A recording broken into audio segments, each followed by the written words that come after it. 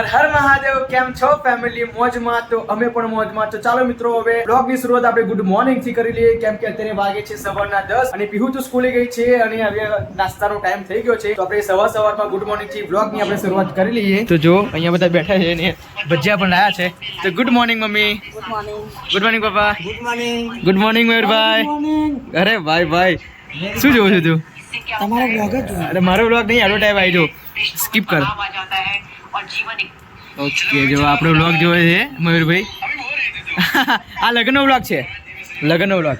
તો ચાલો મિત્રો, હવે આપણે નાસ્તો કરી લઈએ, કેમ કે સવારમાં 10 વાગે છે ને મસ્ત તગડી ભૂખ લાગી છે. તો પપ્પા બજારમાંથી ભજીયા લઈને આવ્યા છે. અરે ભાઈ, તું રોજે મારો બ્લોગ જોવે?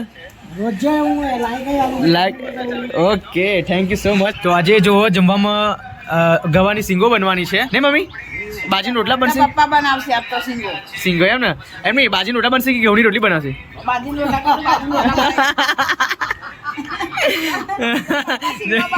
જો પપ્પા મમ્મી જે કોમ ઓછું થયું નહીં મમ્મી? જોઈ લો, પતિ જવા આવ્યા ભજીયા. તો જો અહીં તો અંબાલા કાકા આવી ગયા. અમે તું બાલાસીનો રહેવા ગયો તો નોકરી છે મારી ત્યાં એમ ને? નહીં, પછી શનિવાર ને રવિવાર અહીંયા આવું, રવિવારે અહીં આવવાનું ઘેર આવવાનું. બાકી નહીં? બાકી ઓકે. તો કૂતરાને બચ્ચું મેળવા ના પાડેલી કે ના લઈ જઈશ. બાકી અહીંયા અમારા નીચે અહીંયા છે એક બચ્ચા, તો 15-20 દિવસના છે. તો આ ને ગમી ગયું હતું એક, કેમ કે એની આંખો હતી, એક કોચરી હતી. તો આ લઈ ગયો તો એક બાલાસિનોર કે મસ્ત કૂતરું છે, તો હું લઈ જાઉં. પણ અમે ના પાડી હતી કે 15 દિવસનું છે, કેમ કે દૂધ પીધા વગર રડે. તો અહીંયા 2 દિવસો પાછો મૂકી આવ્યો ને તું અહીંયા 24 કલાકમાંથી એ પાછો અહીંયા મૂકી ગયો. અમારું ના માન્યું એટલા માટે, કેમ કે આજે એની નોકરી જવાનું હતું, છતાં પણ એ રજા મૂકીને ઠેક બાલાસિનોરથી અહીંયા છે કઠલાલ મૂકવા માટે આવ્યો છે. સ્પેશિયલ કૂતરું મૂકવા આવ્યો એમ ને? મૂકવા જાવ. હવે લઈ જઈશ ક્યારે તું? ના કૂતરા પર રાતે ઊંઘવા જ નહીં.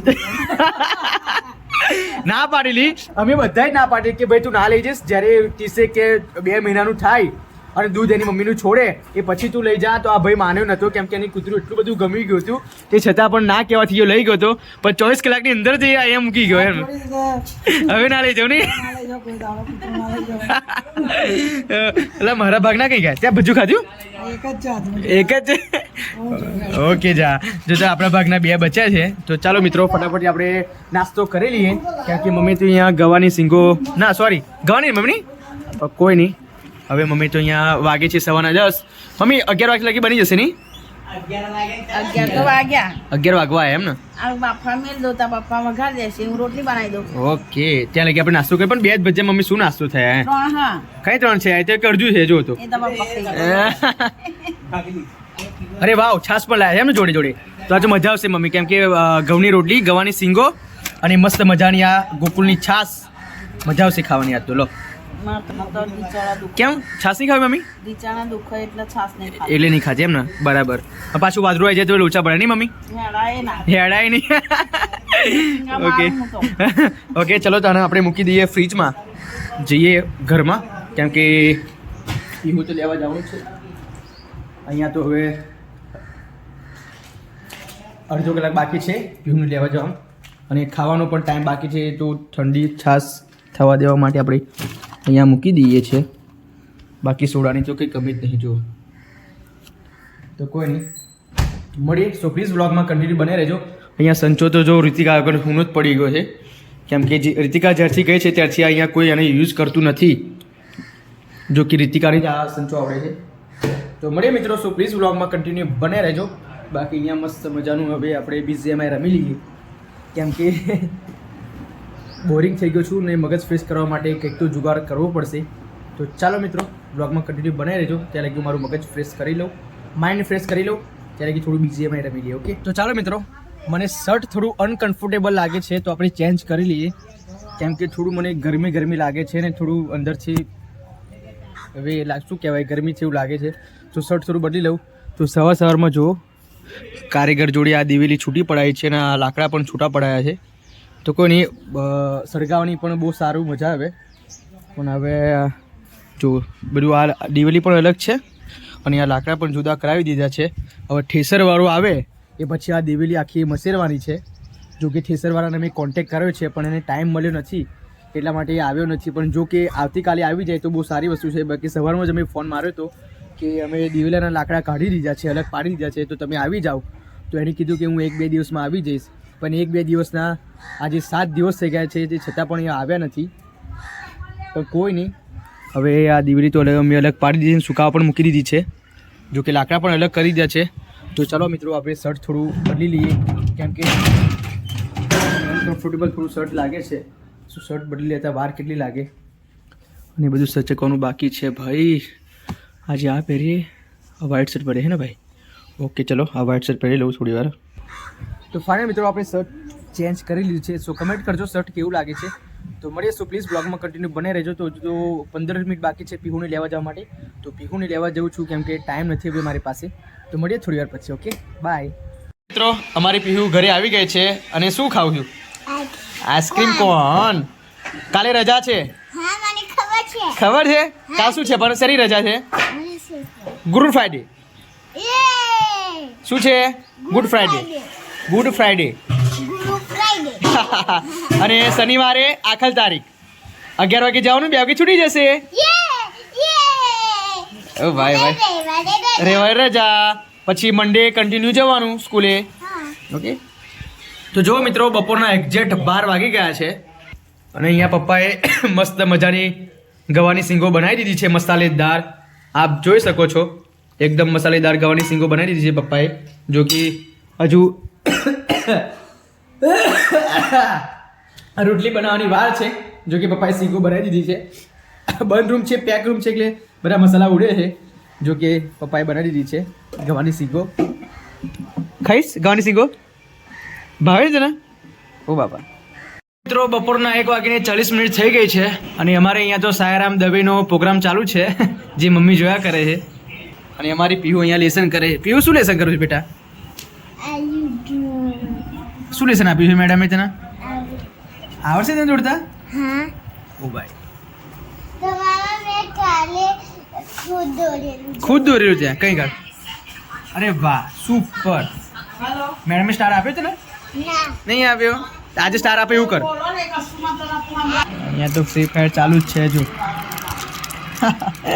તો આપણે પણ જ્યારે આવ્યો ફ્રી ફાયર અહીંયા રમવા આવે છે તો મને પબજી રમવાનું મન થાય છે.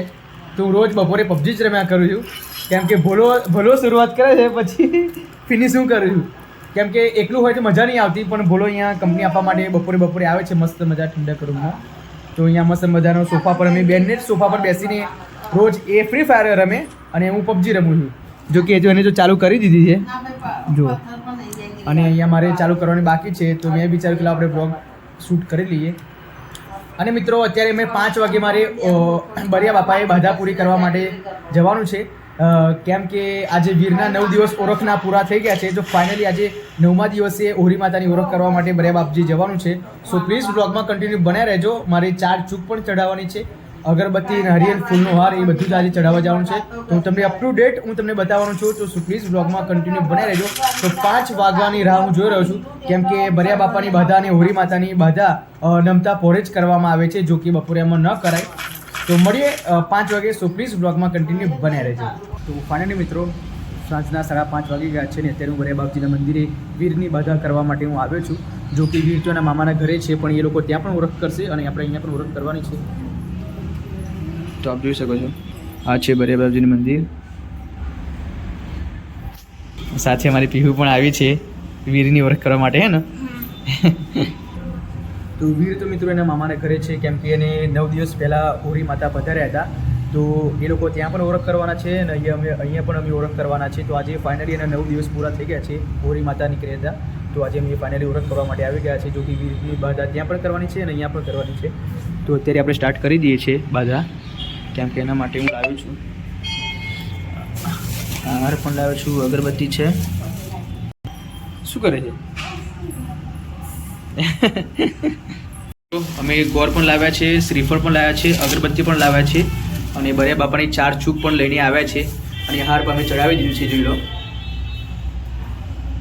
તો જો મિત્રો આને ચૂક કહેવાય, જે પણ આપણે 9 દિવસમાં ભૂલ પડી ગઈ હોય તો આ ચૂક આપણે ચડાવવી પડે બરિયા બાપજીની. તો હું ફાઇનલી મારી 4 ભૂલ પડી ગઈ છે, એટલા માટે હું 4 ચૂક લઈને આવ્યો છું. ફાઇનલ મિત્રો અમે બરિયા બાપજીની બાધા પૂરી કરી દીધી છે. તો અહીંયા શ્રીફળ વધેરવાનું છે, તો ચલો આપણે શ્રીફળ વધેરી દઈએ. જય બરિયા બાપજી. આપણે શ્રીફળ પર વધેરી દીધું છે, તો હવે આપણે ત્યાં મૂકી દઈએ. જો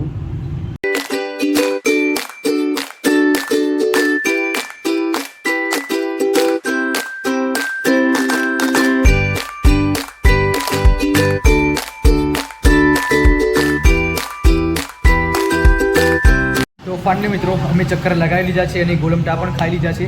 તો મારી સંપૂર્ણ રીતે બરિયા બાપજીની મારી બાધા સંપૂર્ણ રીતે પૂરી થઈ ગઈ છે. તો ચાલો મિત્રો હવે જઈએ. ના બેટા તારે નહીં ખાવાના, મારે જ ખાવાના હતા. તો મળીએ મિત્રો ઘરે, કેમ કે હવે ટાઈમ બહુ થઈ ગયો છે અને અમે સંપૂર્ણ રીતે મારી બાધા તમામ રીતે પૂરી થઈ ગઈ છે. તો મળીએ થોડી વાર. તો મિત્રો અમે ઘરે આવી ગયા છે અને ધાબા પર આવ્યો છું. તો અત્યારે આ ભાઈ શું કરે છે જોઈએ તો ખરા. દિલ ભી કરે બાપા 12 ઘંટા ઉતારા 90 રૂપિયા 1 ઘંટાના. કેટલા? 90 રૂપિયા. 90 રૂપિયા. હા તો અહીં ભેગી કરવાની કીધી છે ને? ખૂણામ કીધી એમ ને? બરાબર. પણ લાકડા અલગ કરજે એમાં ભાઈ રાજેશ. ઉપર ના મૂકીશ નીચે પડશે.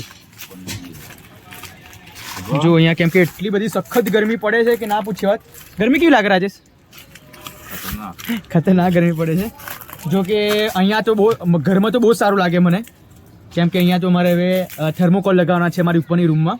જો કે 4-5 દિવસની અંદર હું થર્મોકોલ લગાવી દેવાનો છું. જો કે આજે ગયો હતો પૂછાવવા માટે, પણ રેટ મને બહુ જ પડ્યો, કેમ કે 10-11 હજાર રૂપિયા કીધા. બંને એક રૂમના જ કીધા 10,000 રૂપિયા. તો પછી મારી બંને રૂમો છે તો મને ના પોસાય. પણ હવે 1-2-4 જગ્યાએ પૂછીશ કે થર્મોકોલના 2 રૂમના તમે વ્યવસ્થિત કરી આપો. તો પછી આ ગરમીના કારણે હું અહીંયા થર્મોકોલ લગાવવાનો છું. અહીંયા રૂમમાં પેલું પતરા છે ને તેના ઉપર થર્મોકોલ આવે ખબર, વ્હાઈટ એ લગાવવાના છે. પણ ભાઈ લાકડા તો અલગ કરમાં ભાઈ. આ લાકડા એવું અહીંયા તો એક બાજુ દિવેલી કરી દેવા મળી, કેમ કે હવે થ્રેસર તો આવતીકાલે આવશે એવું કે ફોન આવ્યો હતો થ્રેસરવાળાનો, અને લાકડા બિલકુલ અલગ પાડી દીધા છે જો. અને ભગવાનને એટલી જ ઈચ્છા પ્રાર્થના કરું છું કે મસ્ત ભાવે આપણે દિવેલી જાય અને સારા એવા પૈસા આપણને મળે તો આપણે થર્મોકોલ લગાવી દઈએ. કેમ કે રીતિકાને ગરમી ઉપર બહુ લાગે છે, એટલે સ્પેશિયલ રીતિકા માટે જ આપણે ઉપર થર્મોકોલ લગાવવાના છે. જો કે એ તો મને ના જ પાડશે, મને અત્યારથી ખબર છે. એ એના પિયર છે, પણ હું અત્યારથી તમને બ્લોગમાં કહી દઉં છું. પણ એ ના જ પાડશે, એની ના જ હશે, કેમ કે એને પૈસા બગાડવાના ગમતા નથી બિલકુલ. પણ હું એને સરપ્રાઈઝ આપીશ. જો કે એ નહીં આવે એ પહેલાં થર્મોકોલ લગાવી દેવાનો છું. જો દિવેલી વેચાશે તો, એના ના આવ્યા પહેલાં જો દિવેલી વેચાઈ જશે તો આપણે ફાઇનલી થર્મોકોલ લગાવી દેવાના છે. કેમ કે અહીંયા ઉપર રાત્રે અમે ઊંઘવા માટે આવીએ છીએ તો બહુ જબરજસ્ત ગરમી અને બાફ મારે છે. તો એની તો કોઈ તકલીફ નથી, પણ એના માટે હું કંઈ આ કરવાનો છું. જો કે ભલે ગમે તેમ મારી વાઈફ છે તો એના માટે કંઈક તો આપણે કરવું પડે.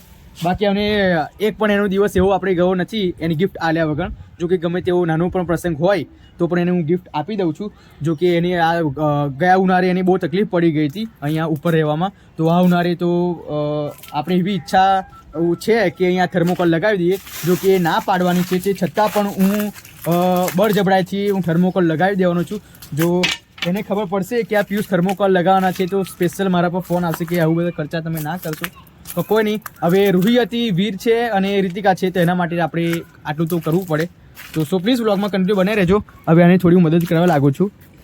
જો કે આ થોડીક અહીંયા ખૂણામાં મૂકી દેવાની છે આ બધી દિવેલીની, કેમ કે થર્મોકોલનો એટલો બધો ભાવ છે. કેમ કે અત્યારે એની સિઝન આવી છે. આ સિઝન ઉનાળાની સિઝનમાં થર્મોકોલનો બહુ જ ભાવ હોય. જો કે મેં પૂછાયો તો મને બહુ જ રેટ મોંઘો પડ્યો, પણ કંઈ નહીં, હવે જો કંઈક પણ દેશી જુગાડ કરવો પડશે અને થર્મોકોલ તો લગાવી દેવાનો જ છે રીતિકાના આવતા પહેલાં. કેમ કે આપણા ઘરના લોકોને તકલીફ ના પડવી જોઈએ. ભલે આપણને તકલીફ પડે પણ ઘરના તમામ લોકોની તકલીફ પડવી જોઈએ ને એમને એવું ના લાગવું જોઈએ કે અહીંયા ગરમી લાગે છે. જો કે આ તમને ખબર જ હશે કે રીતિકા માટે હું શું નહીં કરતો. તો મળીએ થોડી વાર પછી. Okay bye.